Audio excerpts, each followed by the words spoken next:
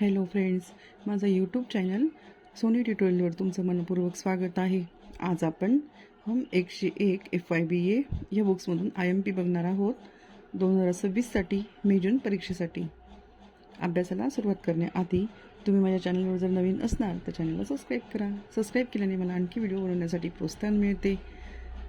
तर व्हिडिओला लाईक करा आणि जास्तीत जास्त तुमच्या फ्रेंड सर्कलमध्ये शेअर करा, जेणेकरून इतरांना पण या अभ्यासाच्या व्हिडिओचा फायदा मिळेल.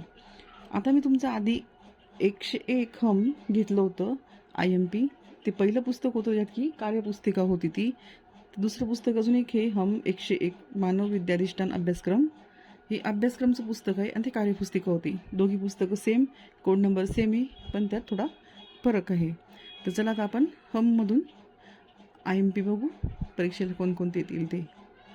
आता याच्यामध्ये जे पहिलं पुस्तक आहे त्यातला घटक क्रमांक 1 मानवविद्या आणि स्वरूप व्याप्ती. तर पहिल्या लेसनमध्ये प्रश्न येताच. पहिल्या लेसनवरती 2 प्रश्न येतात पहिल्या लेसनवर. तर पहिला लेसन नीट करायचा मानवविद्याचा. त्याच्यामध्ये आहे स्टार केलेले हे नीट. याच्यावरती ह्या मुद्द्यांच्याच आधारे तुम्हाला प्रश्न उलटसुलट फिरवून प्रश्न विचारला जातो. तर मानवविद्या स्वरूप व व्याप्ती असा विचारू शकता की त्याची स्वरूप व्याप्ती सांगा मानवविद्याची. की ते याच लेसनमध्ये तुम्हाला कोणताही प्रश्न येऊ शकतो. या लेसनचा चांगला अभ्यास करायचा. नंतर आहे नैसर्गिक विज्ञाने सामाजिक विज्ञाने. हे साम्यभेद जर विचारला तर येऊ शकतो. नंतर किंवा मानवविद्येच्या शाखा विचारतील. याच्यामध्ये तुम्हाला सारांश वाचून घ्यायचा, म्हणजे जास्त लवकर लक्षात येतो. लेसनचा अर्थ, शब्दांचा अर्थ, शब्दार्थ, वेगळे शब्द असले तर वाक्यरचनेत मनाच्या भाषेत पेपर लिहायचा आहे आपल्याला. पेपर कोरा ठेवायचा नाही आणि मनाच्या भाषेत लिहायचा आहे.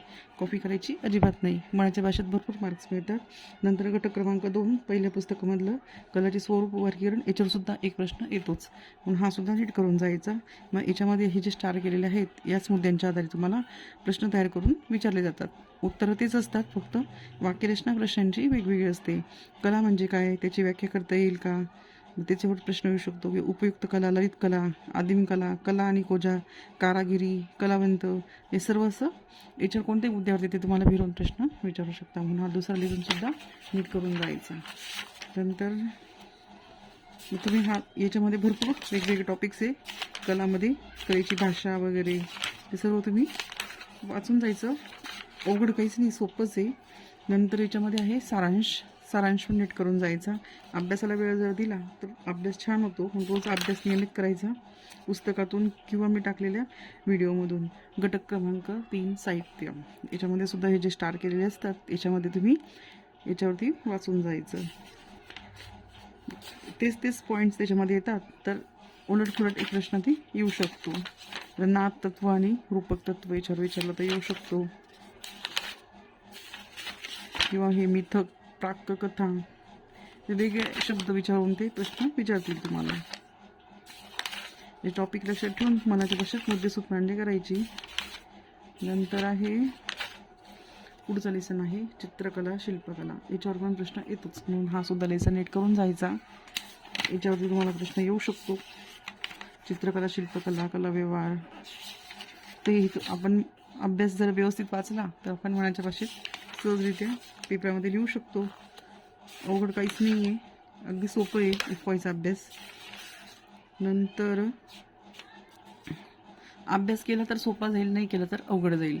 मग आता पाश्चात्य चित्रकलेची वाटचाल, ग्रीक व रोमन कलाविष्कार, तर हे वाचून जायचं. किंवा हे दृक्प्रत्ययवाद, असे हे जे आहेत ना, हे असे वेगवेगळे टॉपिक्सवरती वाचून जायचं. येऊ शकतो प्रश्न. किंवा मग शिल्पकला, रचना व वाटचाल, शिल्पकलेची माध्यमे, कोणतेही विचारू शकता. मागच्या वर्षाच्या प्रश्नपत्रिकांचे ॲनालिसिस करायचं. आता हा 26 चालू होतं, 25-24 सोडून 22-23 मधले प्रश्न येऊ शकता. नंतर शिल्पांची व्याख्या, तर हे जे आहे ना हे पण वाचून जायचं थोडं. याच्यात थोडं लक्षात येईल. जोड्या लावा, पारिभाषिक शब्द, शब्दार्थ. हे शब्दार्थ मेन आहे. शब्दार्थांचा जर तुम्ही अर्थ लक्षात ठेवला ना तर तुमच्या लगेच लक्षात येतं वाक्यरचना तयार करायला. लक्षात ठेवायचं शब्दांचा अर्थ. नंतर सारांश पण वाचायचा. नंतर आहे वास्तुकला 5वा लेसन वास्तुकला, याच्यावर पण येऊ शकतो प्रश्न, म्हणून हा पण लेसन नीट करून जायचा वास्तुकलेचा. सोपं आहे वास्तुकलेचं पण, जे अवघड आहे ते पाठ करून जायचं, जे सोपे भाषेत येते ते लगेच लक्षात राहील तुमच्या, तुम्ही मनाच्या भाषेत लिहू शकता. नंतर पुढचं आहे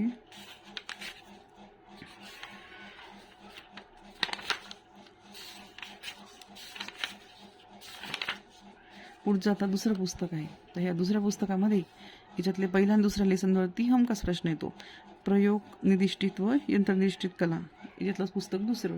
आणि ना पूर्ण पुस्तकामधूनच ते एवढे प्रश्न देतात ना, पहिल्या टप्प्यात 4 सोडवा, दुसऱ्याच्यात 4 सोडवा, 5 जरी ऑप्शन असले तरी ते सर्वच लेसनमधले एक एक एक प्रश्न घेतात. म्हणून आपण सर्व लेसनवरती हात ठेवायचा, सर्व लेसन्स करायचे, थोडे थोडे सर्वांचे अर्थ टॉपिक्स लक्षात ठेवायचे, म्हणजे आपल्याला पेपर अजिबात अवघड जात नाही, अगदी सोपा जातो. आता प्रयोग, तिष्ठित व यंत्रनिष्ठित कला, याच्यामध्ये संगीत नृत्य हा जो पहिला दुसरा लेसन आहे हमखास याच्यावर येईल. नंतर शेवटचं पण येऊ शकतो, चित्रपटावर पण येतोच प्रश्न, नाट्य, ही सर्वच महत्त्वाची लेसन आहे. तरी ते इकडचे लेसन सोडून पहिले याच्यावर पण घेऊ शकता.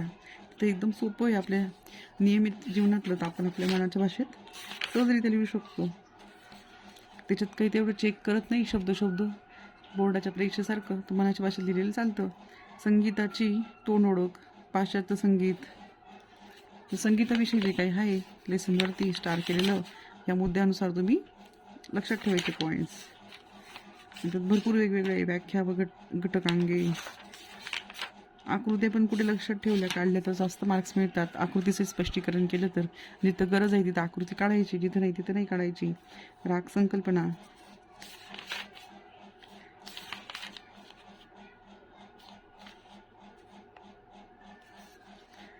आता बंदिश संकल्पना, याच्यावर बरेच वेळेस प्रश्न आलेला आहे. बंदिश म्हणजे काय, IMP प्रश्न आहे, करून जायचा, आला तर येऊ शकतं. आणि याच्यामध्ये राग संकल्पना हे पण करून जायचं, पण बंदिशवरती प्रश्न येतोच, म्हणून बंदिश नीट करून जायचा. नंतर मग याच्यामध्ये सुद्धा आपल्याला दिलेलंच असतं त्यांनी, की पारिभाषिक शब्दार्थ, ध्वनी, कुठलाही आवाज, नाद, हे जे अर्थ आहे हे सर्व लक्षात ठेवायचे. याच्या आधारे आपण मनाच्या भाषेत सहज पेपर लिहू शकतो. नृत्य लेसन 2, त्यातला नृत्याचे द्रव्य आणि माध्यम, नृत्यावरती आला तर येऊ शकतो प्रश्न, करून जायचा तरी.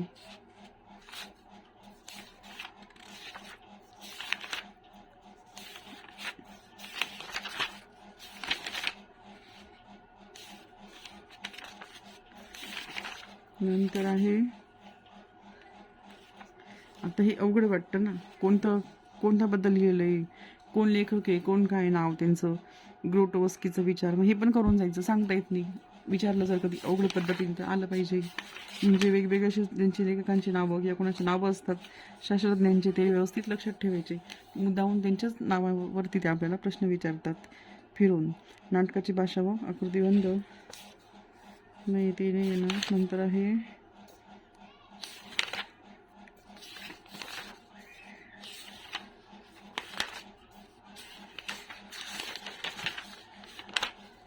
चित्रपट लेसन, महत्त्वाचं आहे, याच्यावर प्रश्न विचारतातच, म्हणून याच्यावरती तुम्हाला हमखास प्रश्न येईलच, करून जायचा चित्रपटाविषयी.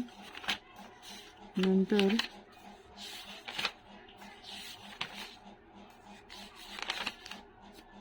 बस संपलं. तर सर्वांना माझ्याकडून बेस्ट ऑफ लक पेपरसाठी. आतापासून सर्वांनी पेपर छान लिहा, मनाच्या भाषेत लिहा. पेपर लिहिलेला दिसला पाहिजे, कोरा नको ठेवा. जेवढं तुम्ही लिहिणार मनाच्या भाषेत तरी तुम्हाला फुल मार्क्स मिळतात.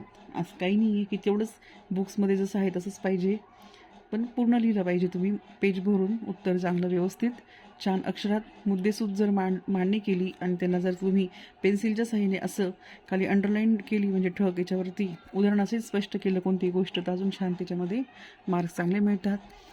तर पेपर छान लिहा. मी काही व्हिडिओ अपलोड केले असतील त्यातून पण तुम्ही अभ्यास करा, काही पुस्तकामधून करा, तर मी अजून अभ्यास घेण्याचा प्रयत्न करीत राहील जसा वेळ मिळेल तसा. आणि चॅनलला सबस्क्राईब करायला विसरू नका, कारण मी वेळात वेळ काढून तुमच्यासाठी अभ्यासाचा व्हिडिओ बनवते. बाय बाय, पुढच्या व्हिडिओमध्ये भेटू.